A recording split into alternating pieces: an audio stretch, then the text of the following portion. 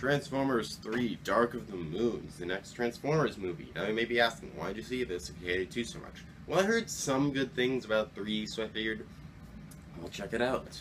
And I did, and thankfully this is definitely the best of the Transformers movies, but it's still not a very good movie. It's still not good, but there is some levels of enjoyment to be had with it. Now, anyway, first off the plot, it's pretty much the same as the other 2, wow. There's this item that the Decepticons want that, like, crashed on the human world, like, many years ago, or something. In this case, it's an old Autobot ship that contained this item that could have turned the tide in the war against Cybertron all those years ago, and now the Decepticons want to get that ship that landed on the moon to get that item, and then they find this old Autobot who was, like, the commander. I believe his name was, like, Sentinel? I don't remember his name, but yeah, that's that, and then basically they just want to use that to take over the world and rebuild Cybertron, which actually, now that I think about it, is kind of like the plot of Man of Steel. Whatever. Anyway, even though the plot is pretty much the same, again, this is the best of the Transformers movies, definitely, by a long shot. It doesn't even compare to, like, 1 and 2, which 1 and 2, this one is slightly above that thing. So anyway, first off, the thing to note, you know, Sam Witwicky, Shia LaBeouf, he's back, whatever. He's a lot more tolerable in this one, I find, because he at least does some things. Like, he never actually tries to actively join the fight against the Decepticons, but at least, you know, he's there and he kind of cares about what's going on. He's passionate to return to the fighting, because after the events of 2, we got, like, a medal from the president, and they just sent him off to, like, do his business and, like, be in college and whatnot.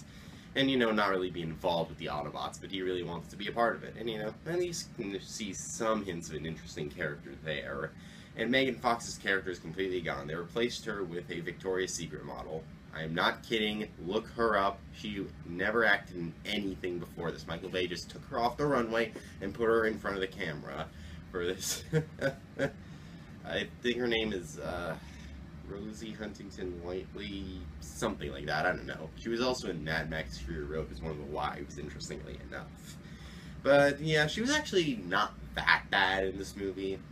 As you know, she's kind of on par with Megan Fox's I guess if I had to say, she's a little higher up, because at least, you know, we can see that she cares about Sam, and, you know, all this stuff, but, I mean, she's not as strong a fighter as Megan Fox. And Megan Fox, I will admit, you know, she at least tried to fight, especially in 2. This one, she kind of just, whatever, you know, that's not too much. I will say that the CGI of the Transformers is way better than the first 2.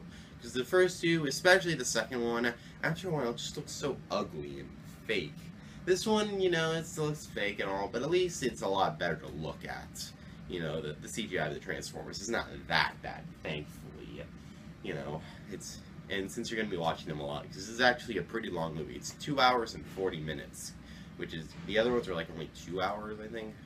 So, yeah, it's actually pretty interesting. But, you know, even if it was the long run time, it wasn't really all that painful to me. I mean, yeah, it really kind of overstayed its welcome after a while, but whatever.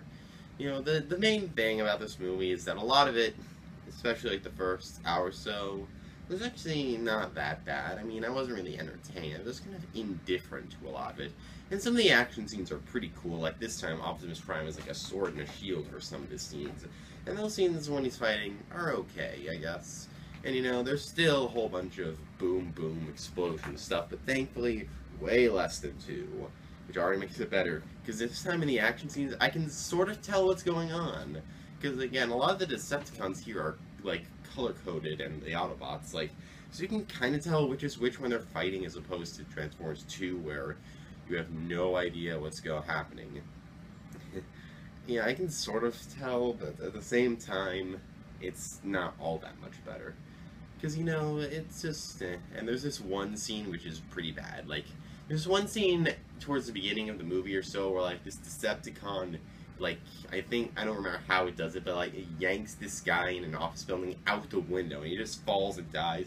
And then the guys are like, okay, the death of him is terrible, everyone back to work, or something like that. And I was like, really? Michael Bay, your humor is still horrible. yeah, Michael Bay humor is thankfully once again cut back in this one. There's no racism or sexism. Hopefully, well, I mean on the character of Carly, which is that model a little bit, but no, not as bad as Megan Fox in the first two movies. But you know, that joke that I was actually talking about is actually, I have a friend and he says this movie is the least favorite Transformers movie because of that joke. Which, no. I'm sorry, you need more reason than that to hate the movie more than that. I'm sorry. No. But anyway, you know, there's not a whole lot else to talk about this movie, except for the last 45-ish minutes is the final battle. It goes on for a long time, but thankfully it's not as bad as the Egypt stuff in the second one. This takes place in, like, Chicago, and it's like, the Decepticons have pretty much destroyed Chicago, and it's pretty much, like, known as the Battle of Chicago in this universe, apparently, and now they're all just fighting and stuff, and it's not that bad. Because, you know, it concentrates a little better on the human characters aspects this time. Like, I can actually see the human characters better this time around, and, you know, I can kind of, at least sort of understand what the Transformers are doing, but I don't know.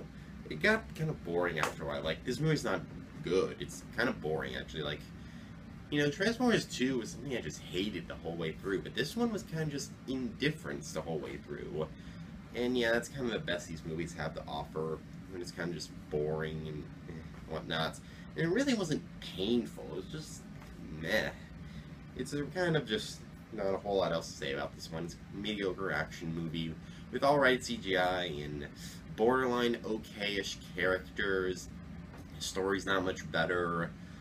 It's still well shot and has a good soundtrack, I'll give it that, but not too much else. I mean, definitely gonna give this a better score than the other movies, but, you know, whatever. You can enjoy this movie if you're a fan of the Transformers themselves, and, you know, definitely better than 2, but still not a very good movie. It's also better than 1, I feel. I honestly don't like 1 at all, to be honest. For me, it's like 2, 1, 3. That's like the scale, based on like the boundaries of this thing. Whatever. We're done talking about Transformers 3 for today, and I'm just gonna give it a 55%. Which, you know, again, I'm being a little merciful in this one. You can have some enjoyment with this one, but it's still kind of a meh action movie overall. You know, and once again, I'm gonna watch Age of Extinction, this time with actually one of my best friends, because he loves the movie so much, and we're gonna rip it apart, because I hear it's horrible. Possibly even worse than 2. I'm really excited, actually. Nervous. Oh well, if you liked the video, you know what to do. I don't need to tell you. Please do it, though. It helps me. And really, also, means a lot. But yeah, goodbye, home slices, and I'll see you next whatever.